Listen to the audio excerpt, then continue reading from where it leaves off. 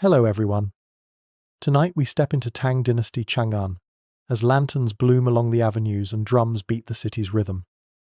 You and I move through corridors heavy with cedar and ink while painted screens whisper shut, and you watch servants perfect the art of silence. You might not even survive the etiquette here because a glance can sharpen like a blade and a bow held one heartbeat too long can cost everything. So, before you get too comfortable, take a moment to like the video and subscribe, but only if you truly enjoy what I do here. Tell us where you are listening from and what time it is. A midnight kitchen in Toronto. A train rolling across Berlin at dawn. A quiet apartment in New York as the city hums outside. Now, turn off the lights. Maybe turn on a fan for a gentle background noise. And let's begin our journey together tonight. You find yourself at the lip of the imperial city, where vermilion gates rise against the night sky like the mouth of a dragon. Every stone beneath your feet feels measured. Every shadow, a witness. Outside the walls, the streets roar with markets, poetry, and caravans threading deserts. But inside, the palace air thickens with protocol. You hear silk brushing stone, the shuffle of guards, the low murmur of ministers rehearsing words that could tilt the balance of an empire. We step deeper, and you sense how beauty itself is weaponized. The shimmer of robes hides claws. A smile offered at the wrong moment becomes a snare. This is not a house of peace, but an arena where only the cunning endure. Into this arena steps a woman who refuses to be ornamental. She enters first as Wu Zetian, a concubine among hundreds, her presence as fragile as a candle in the wind. Yet even in obscurity she learns, storing each whisper and each betrayal, like a blade waiting to be drawn. You and I walk with her as she bends without breaking. She watches when others rush, listens when others talk, memorizes what others discard. The palace may forget her name, but she ensures that one day it will remember nothing else. In silence, she prepares to transform candlelight into fire. Imagine standing in a hall where poems hang in the air sharper than swords. Imagine waking each day to a world where survival depends not on strength of arm, but on the subtlety of a glance. That is the world she conquers first, the battlefield of perception. And once she has mastered it, the path ahead becomes what no one dared to speak aloud, a throne meant for men, now claimed by her hand alone. Here is where the thread pulls tight, a secret written in silk and sealed with blood, waiting to change what you think you know about power. You step into the wide avenues of Chang'an, where order and majesty weave together into a city that feels both infinite and exact. The streets stretch straight as spears, lined with walls that keep secrets inside and merchants outside. Lanterns glow not only for beauty but as signals of status, each flame marking the wealth or privilege of the household behind it. You notice how the city breathes according to ritual. At dawn, drums announce the start of duty. At dusk, gongs call an end. Even the wind feels orchestrated, carrying incense from temples into the markets, as if to remind you that the divine and the mundane are never far apart. We walk further, and the contrasts sharpen. In the Western market, you hear foreign traders bartering in tongues that mix like spices in the air. They sell glassware from Persia, furs from the steppes, and exotic fruits carried on caravans that cross deserts. Yet while the market thrives on noise, the palace thrives on silence. Inside those vermilion walls, ceremony suffocates spontaneity. Ministers bow with such precision their movements seem carved from stone. Courtiers hold their tongues so tightly that even breathing feels like an act of strategy. You sense the invisible structure that governs all. At the top, the emperor radiates power like the sun. Below him, princes and ministers orbit in careful distance, their positions set like stars. Concubines glitter like constellations, competing for brightness, but always bound to the night sky of his favor. Beneath them, servants and eunuchs scurry like shadows, carrying whispers between chambers. This hierarchy is absolute, reinforced by law, tradition, and fear. To survive here is to move within lines drawn centuries before you were born. But beneath this perfection lies tension. Power never rests quietly, even when dressed in brocade. You feel it in the quickening of footsteps when a minister leaves court, in the way a concubine's smile lingers a second too long, in the hush that falls when eunuchs exchange glances. The city may appear steady, but cracks run under the marble floors. An empire at its height is also at its most fragile, because every hand wants to touch the crown, and every heart fears losing its place. As you move through Chang'an, you begin to understand the true weight of this world. It is not only the armies on the borders or the wealth flowing along the Silk Road that sustain the dynasty, it is the web of appearances, rituals, and loyalties spun daily inside the palace. To falter is to fall, and to fall is to vanish, erased from record as though you never existed. And yet, within this rigid system, there is room for something unimaginable. A single figure, hidden now among hundreds, will shake the order until it bends. She will challenge the assumption that only men may rule, that bloodlines cannot be rewritten, that the empire itself cannot kneel before an unexpected sovereign. You feel the air shift as though history is inhaling, waiting for her first decisive step. You walk with us beyond the towering gates of Chang'an into the memory of a girl not yet known to history. Her name is Wu Zetian. She is born into a family of officials of modest rank. Her father respected but not powerful. Her household cultured but not destined for greatness. Unlike many girls of her time, she learns to read and write. Scrolls of poetry, lines of history. The rhythm of the classics, they enter her mind early, sharpening her thoughts. Already you see the trace of something unusual. A girl whose world is not limited to spindle and loom but widened by ink and brush. Imagine the sound of her father's voice as he recites verses at dusk, the smell of oil lamps burning low, the scrape of her own brush across paper. She is told these skills are for refinement, not ambition. Yet each character she learns becomes a brick in the hidden palace she builds within herself. She knows her life will not be lived in fields or markets but in chambers where silence weighs more than words. At 13 or 14, she is summoned to the palace of Emperor Taizong. You and I watch her leave her family's gate, her carriage rattling over stones, her heart steady, though the world she enters is larger than anything she has seen. The Tang Palace looms like a mountain of painted wood and stone, guarded by soldiers in lacquered armor, watched over by courtiers whose eyes measure her worth in an instant. She bows. She recites her greetings. She is absorbed into the harem as one among hundreds.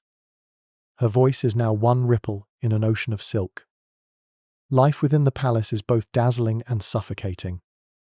Each morning the concubines dress in embroidered robes, hair pinned with gold, faces painted with delicate powder. Each evening they wait, hoping the emperor's glance will fall on them. But Wu Zetian understands quickly that beauty is abundant, favors fleeting. She does not compete in display. Instead, she watches. She notes how one consort ruins herself with jealousy, how another gains favor through wit, how ministers whisper to eunuchs, and eunuchs whisper to servants. She memorizes patterns others ignore. You walk with her through nights of silence when the palace sleeps.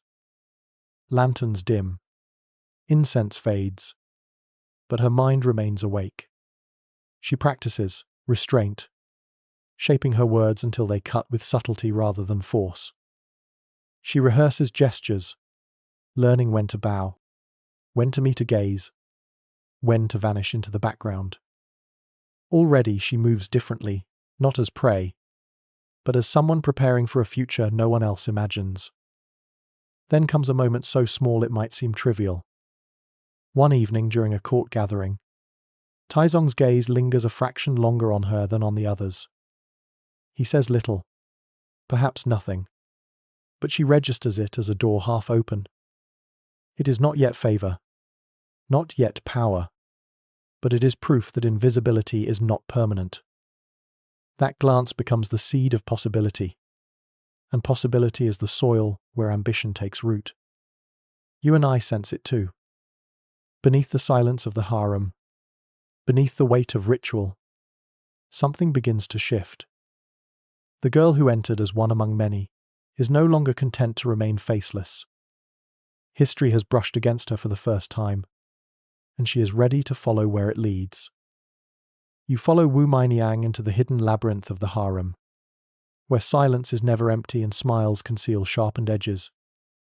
Life here is not measured by seasons but by glances, by favors, by the order in which names are called at night. Each woman competes in a game whose rules are unwritten yet absolute. Win the emperor's attention or vanish into shadows. The courtyards echo with laughter by day, but at night they are filled with whispers, jealousies, and prayers muttered beneath embroidered curtains. You see how Wu Meiniang navigates this world. She does not waste herself in petty rivalries, nor does she flaunt herself foolishly. Instead, she learns the unspoken map of the palace. She observes how a servant's gossip can ruin a rival, how a misplaced ornament can stir suspicion, how tears, real or feigned, can bend decisions.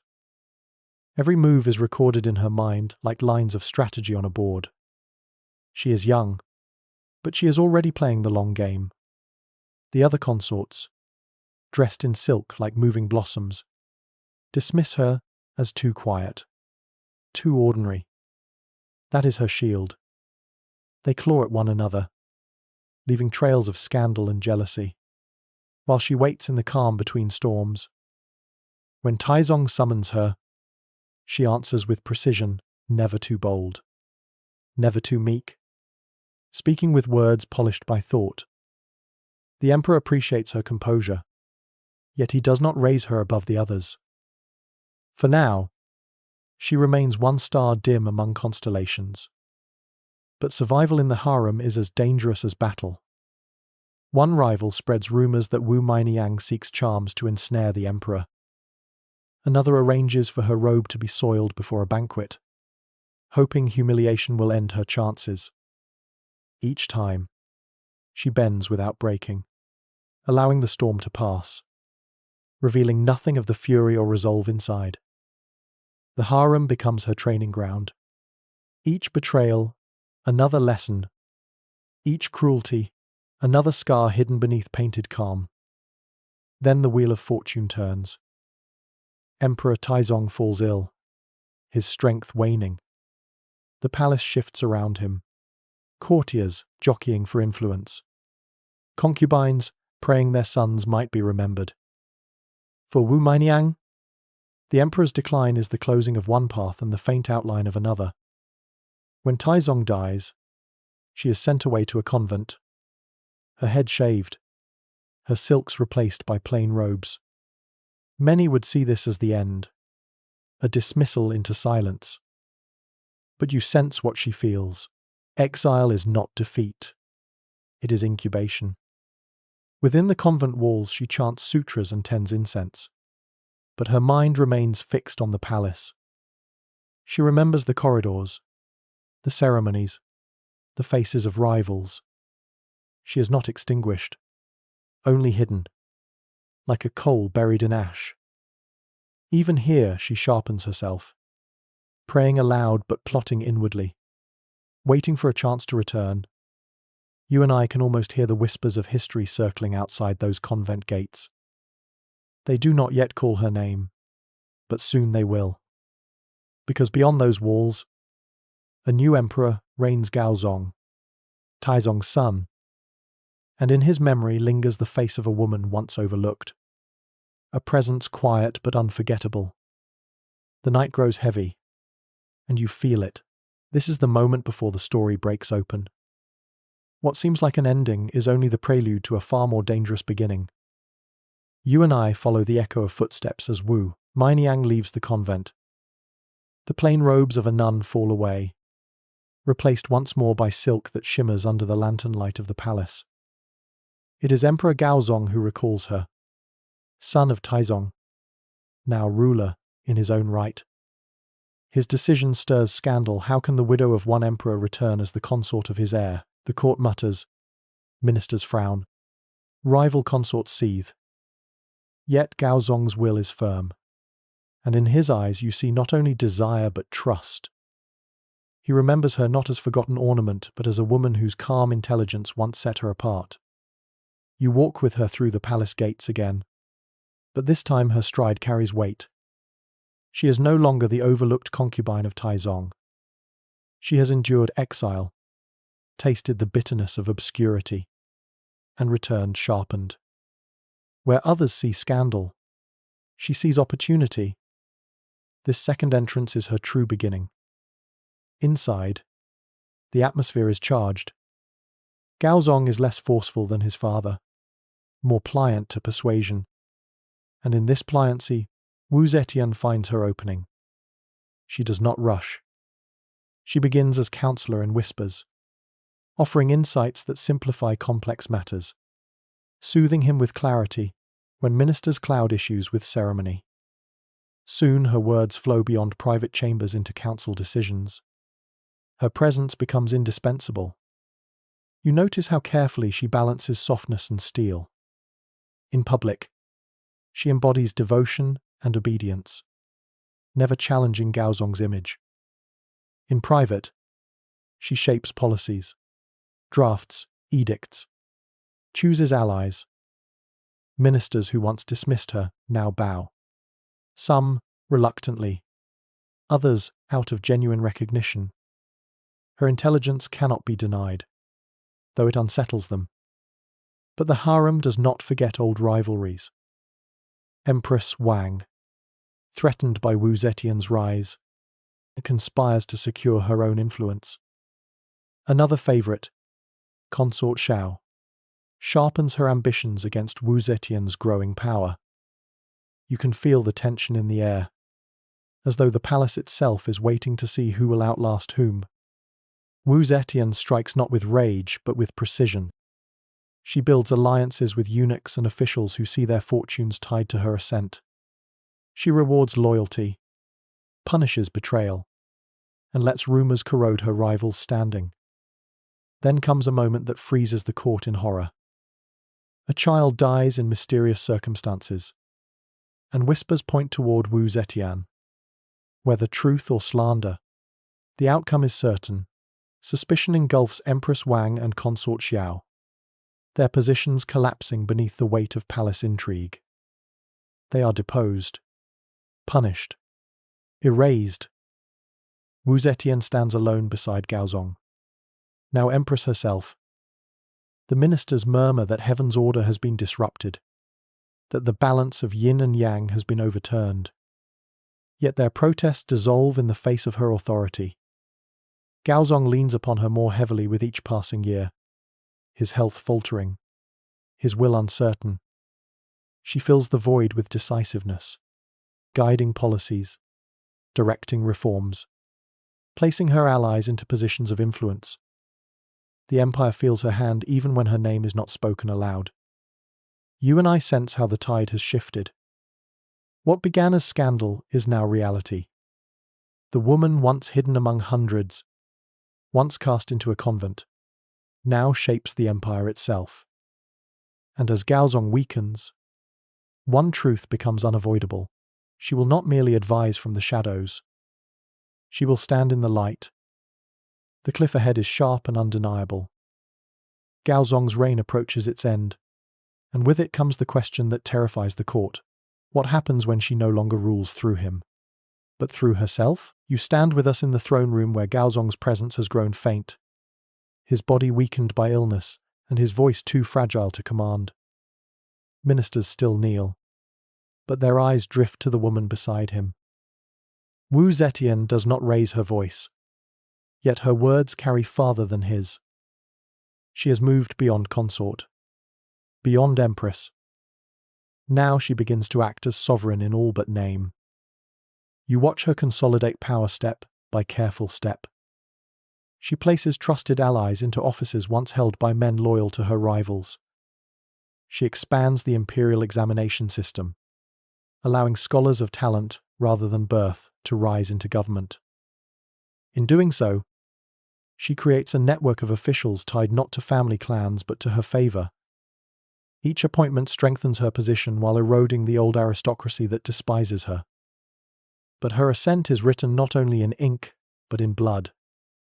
Princes who threaten her influence are accused of treason, stripped of rank, or erased altogether.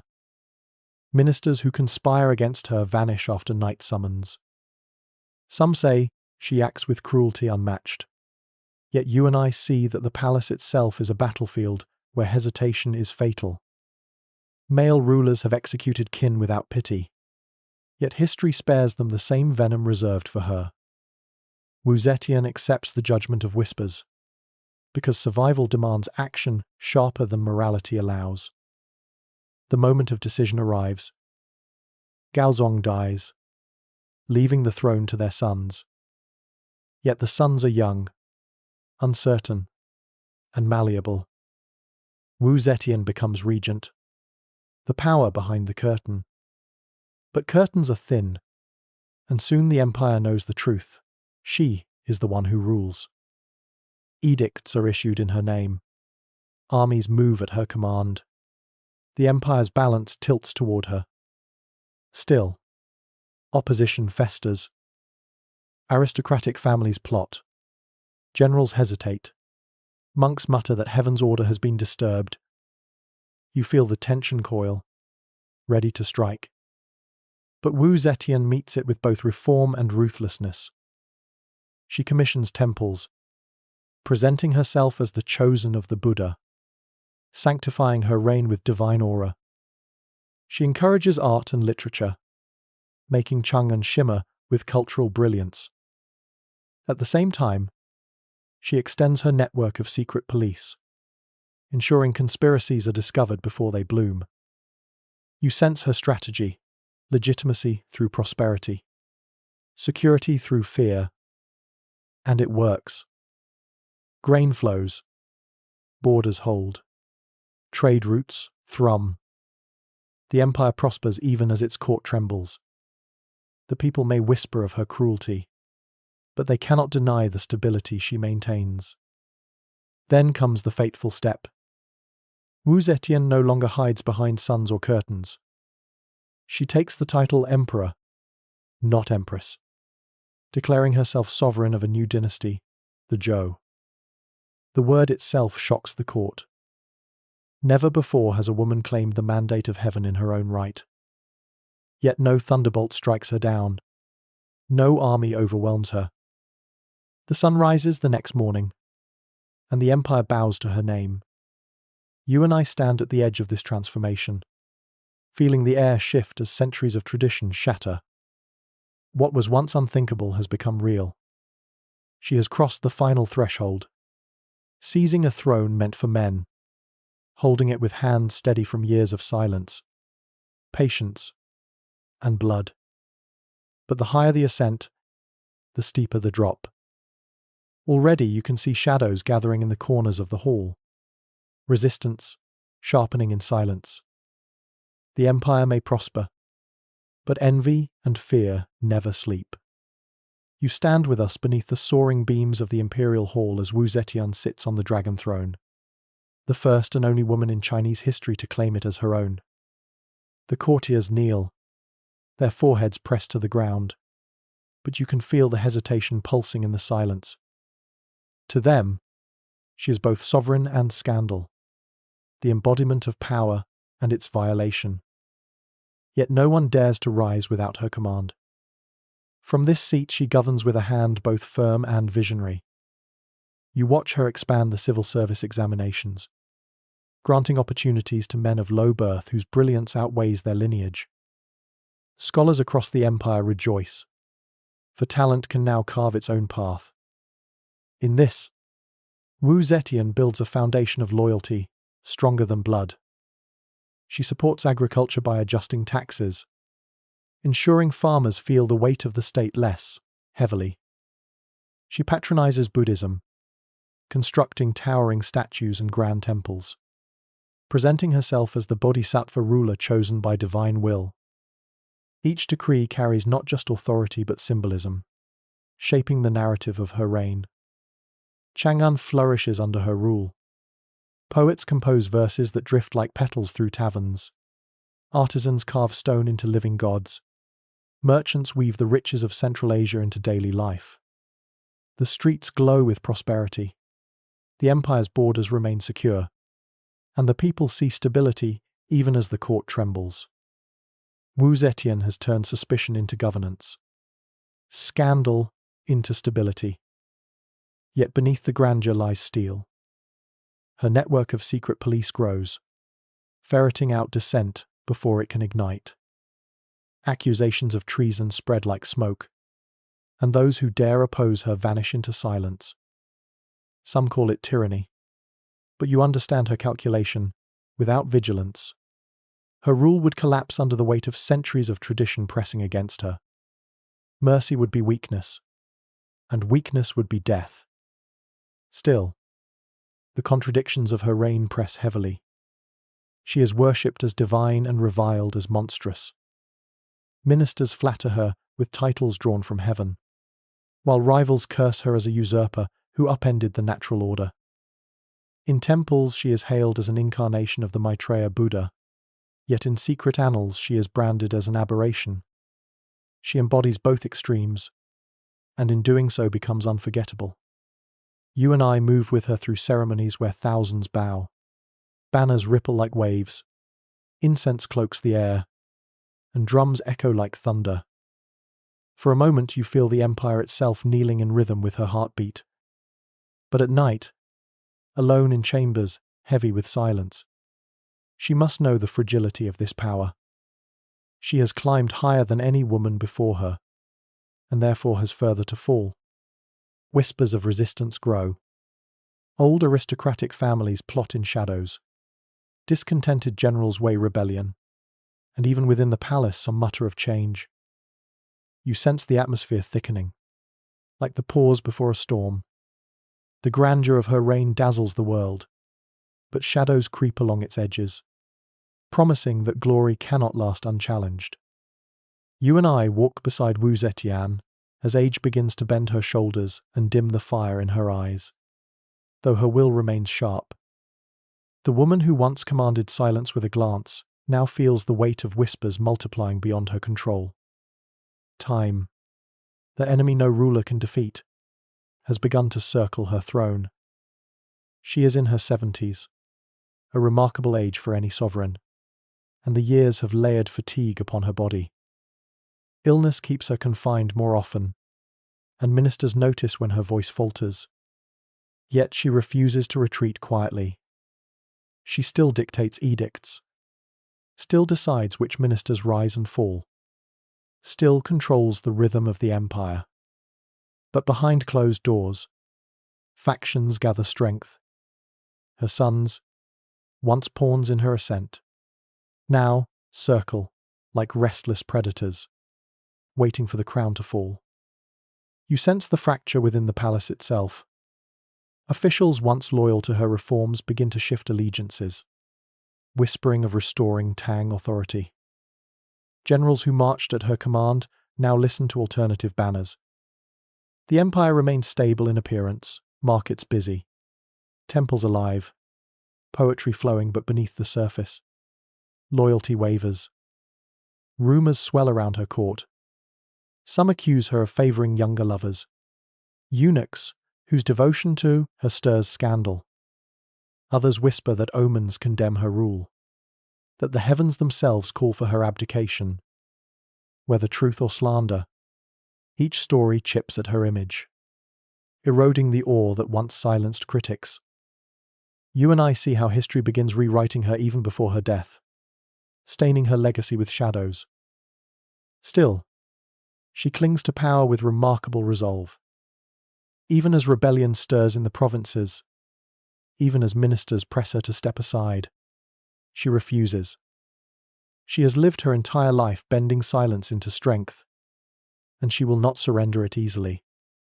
But her grip weakens, and the cracks widen. At last, the inevitable comes. Pressured by illness, betrayal, and shifting tides, Wu Zetian abdicates. The throne is restored to the Tang, her sons reclaiming the dynasty she once eclipsed. Yet she does not leave as a disgraced figure hidden away.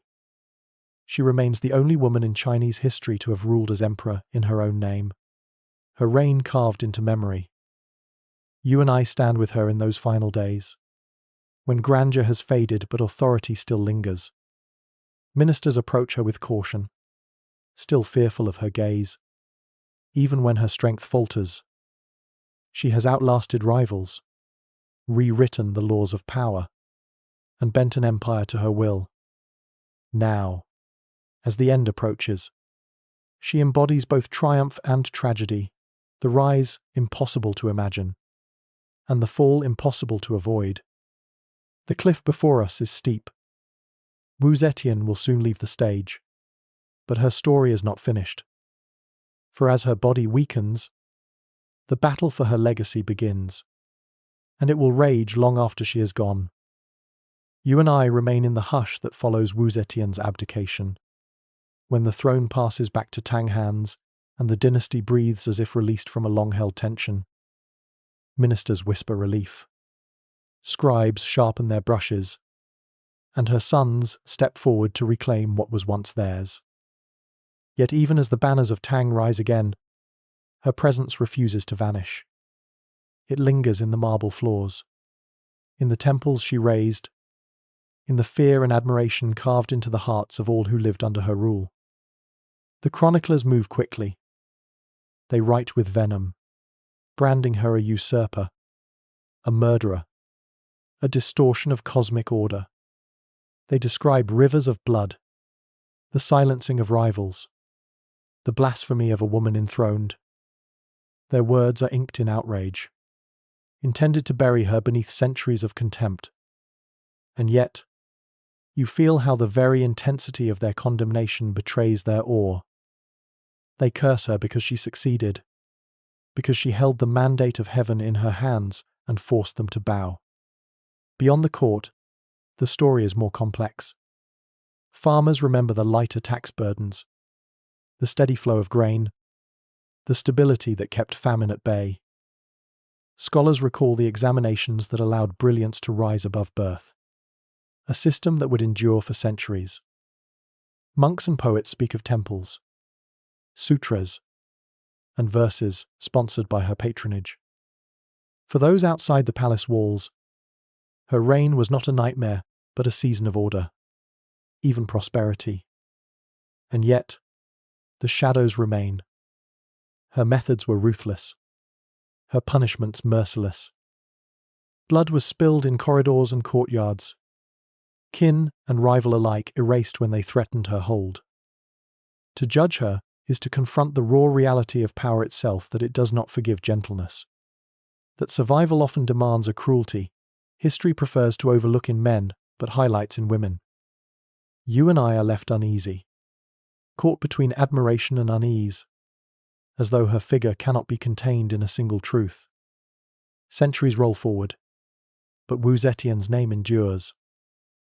In some eras she is remembered as a monster, proof of chaos when women rule. In others, she is reclaimed as a symbol of vision and audacity, a reminder that ambition can bend the world. Modern eyes see in her both inspiration and warning. She stands as one of history's most polarizing figures, a mirror in which each generation sees what it most fears or what it most desires.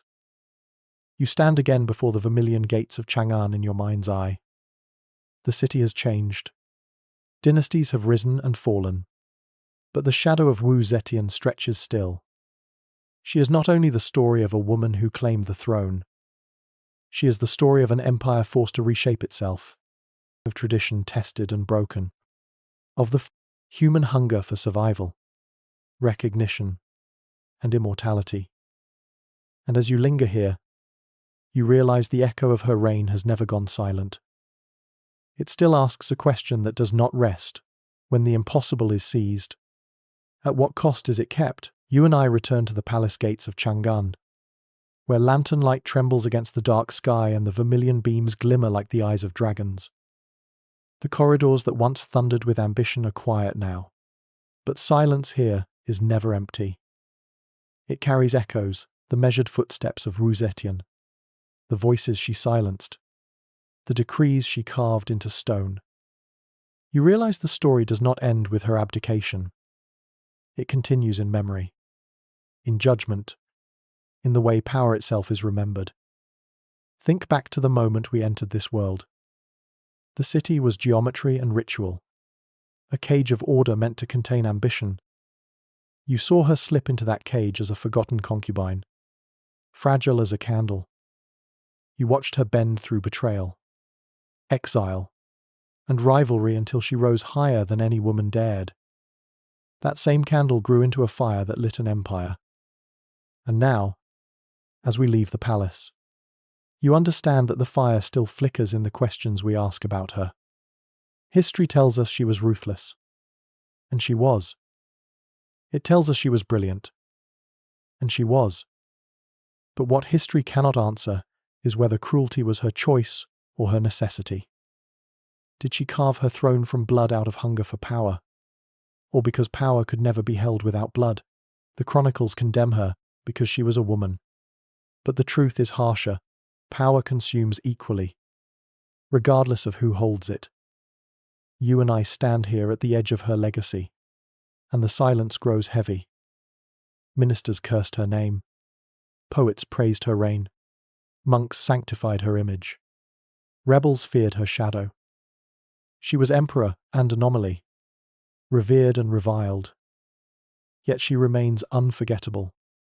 That is her triumph, that 1,000 years later, we are still speaking her name, still trying to decide what it means.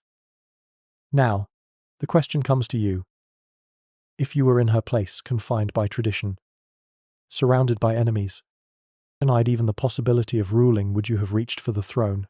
Would you have accepted history's condemnation in exchange for shaping history itself? There is no correct answer, only reflection. So, take a moment. Share your thoughts in the comments below. Was Wu Zetian a monster of ambition, or a visionary who reshaped an empire? Or was she both? And does that contradiction make her more human than legend? If this journey through the shadows of Chang'an kept you company tonight, consider subscribing. It helps us keep walking into the labyrinth of history with you, step by step, but only if you truly enjoyed what we created together. The city fades, the lanterns dim, and silence returns to your own room. Yet in that silence lingers the echo of a woman who refused to remain invisible. You close your eyes, and somewhere across 1,000 years, Wu Zetian still walks, her presence unbroken, her story refusing to sleep.